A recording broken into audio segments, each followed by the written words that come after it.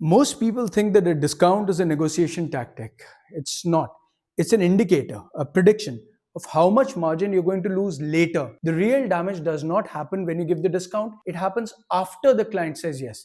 Let me show you how a 5% discount quietly turns into a 25% margin leak inside most interior design projects. Once you see it, you'll never discount the same way again. You know this moment. You're sitting with the client, it's a 20K, 30K USD project, good taste, good intent, good fit. They pause before signing in. They say, can we reduce it by 5%? Just a little bit to round it off. And your brain does something interesting. You don't calculate profit, you don't calculate margin, you calculate the risk of you not closing the deal, the risk of you losing the deal. And you say, yes, deal is closed.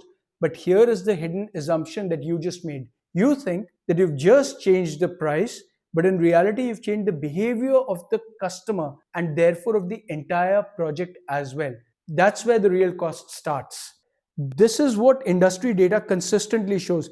Projects don't go over budget because of pricing errors, they go over budget because of permission creep. This is the customer behavior that you did not stop. Once a client knows that there is flexibility in the pricing, they begin to assume, subconsciously maybe, that there is flexibility everywhere else. So a pattern begins. A small layout change after approvals, a delayed decision on materials, a site revisit, that shouldn't take that long, right? Individually, none of this looks dangerous and frankly, it looks fairly standard. But operationally, it compounds fast. Your team stops building. They start to coordinate, and coordination is where the margin goes to die. That 5% discount suddenly doesn't stay 5% at all. It expands into hours, days, revision, rework, delays, and it becomes something closer to a 20 to 25% margin erosion. It did not happen with one decision. It happened from 1,000 small cuts or 1,000 small permissions. Now here's the interesting part. High performing firms, they don't avoid discounts. They redesign the way they give discounts. They don't think of discounts in financial terms. They treat them as operational contracts. So instead of saying, sure, let's close it, here's 5% off, they'll say something very different. They'll say, yes, we'll give you 5%, but then you have to agree to these controlled execution terms. For example, they'll say, we'll reduce fees by 5%, but the project moves into an accelerated workflow. That changes everything. Designs will now have to be logged on day one or day two max. Approvals will be fast tracked. Approvals will be fast tracked and time bound. No scope changes will happen during execution. And think of the consequence of what just happened. You did not reduce control, you priced control, and the discount is no longer something that's a concession for a customer. It's become a trade for operational discipline. This is how it works. You know, when you go for auto insurance, what happens?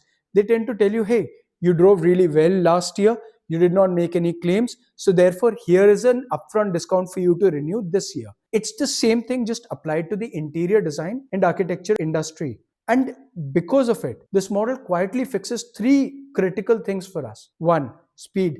It assures speed because it ensures that clients now make faster decisions because they recognize that delays have an explicit, not implicit, explicit cost on them. Two, scope stability.